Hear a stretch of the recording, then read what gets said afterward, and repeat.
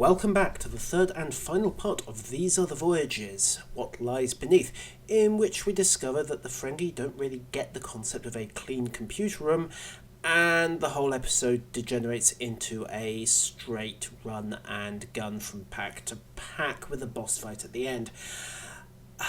Which is a little disappointing, it has to be said. I have got this whole sequence cranked up to 300% because frankly there's nothing worth seeing.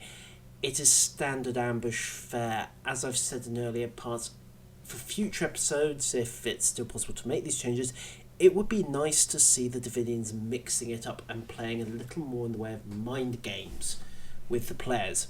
Of course, it would be more accurate to say that it will be the developers playing mind games with us, the players, because of course the Davidians are merely pixels and have no minds whatsoever. Our computers aren't that good yet, and there's at least one thing that says you can't do it without quantum computing and quantum uncertainties anyway, but we are off topic. Anyway, my Breen officer has discovered how that cold visor ability of his works, which I'm profoundly grateful. It's turning out to be quite useful. And we continue to toddle through busted corridor after busted corridor.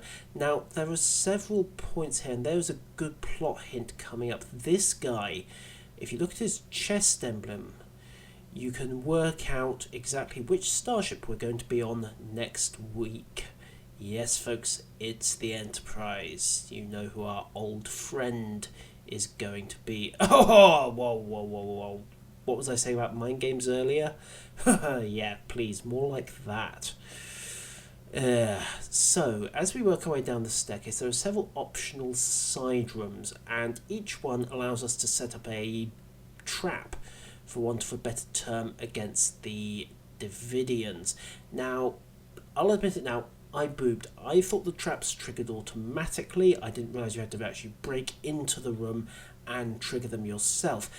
So, I don't really know what they do. I assume they get rid of some of the lesser trash mobs and just generally make the final fight a bit easier, but it has to be said, I did the final fight the hard way, and yeah, I did it, but there were a few hairy moments, as you will see. So that's room number 1. Room number 2, yep, we set it up again, and yeah, again, this is Cryptic playing a little variation. The ambush is now after the terminal, not before it, and fortunately it's the last of those spiders, although I imagine the little sods will turn up in a future mission. Okay, I must admit, that actually made me smile, because they were heading for the portal, so the Davidians were clearly panicking at this stage. Now we have an Eidolon, a Phantasm, and several lesser Davidians, and this fight, if you don't set up the booby traps, gets quite nasty, because of course the Phantasm can pretty much one-shot your bridge officers. There we go, there's the first one down, and I'm frantically healing, trying to cover the gap, find the corpse. Where's my tricorder? Oh, for God's sakes, let go. Thank you, get up. Right, let's get back in business. The rest of my away team heroically sacrifices themselves whilst we take on this Davidian. There goes number 2.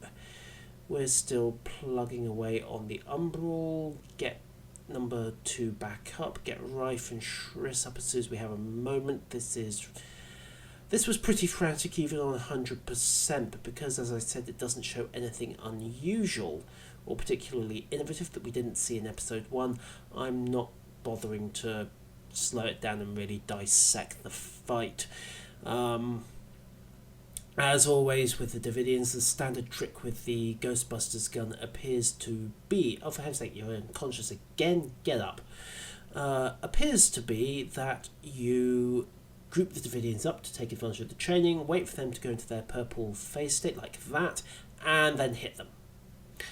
And yeah, Phantasms still have low DPS and absolute buckets of hit points. As you see, I've got the option there to regulate the core fields. Lord knows what that actually did, but I assume it was good. Now, the Phantasm hooked himself up on the terrain here. You can see me trying to find a point for the line of sight. There we go, that's that fixed, so we can carry on pounding. And at this stage, it's just the Phantasm left, and he's not really a threat anymore.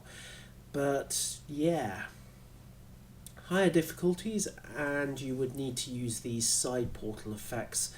So at this point it's just a DPS slugfest, so shoot away, shoot away, shoot away. Yeah, two of my British officers actually got themselves trapped down in the consoles. So while we're polishing this guy off, it's a good reason to look back. And yeah, it's an episode of two halves, isn't it? Because the first half was good horror content. It played with conventions, it advanced how SEO tells its plot, and it moves things on. Let's just fast forward to K7, because the second half was... yeah, it was standard fare. We've seen it before, we've done it before, and it didn't really live up to the first half. I would have dumped everything after the final fight with the hologram. I would have made him the end boss and just had him taunt you and even kill off the Davidians to give you a helping hand. So you're not quite sure, well, is he a good guy, is he a bad guy? Well, he's definitely a bad guy, but he's a bad guy with a nice taste in mind games.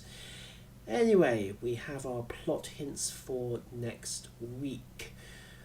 We are going back in time. We are going back to the days of the Enterprise, to the last time that Driffin's Comet played a part in this station's history. So I would imagine that next week I'm going to have to find a way of getting the theme tune done on a Hammond organ. And I'll leave you with Franklin Drake's conversations for this week and the Triolic Pattern Enhancer. I've been Yuzral, and I'll see you next time.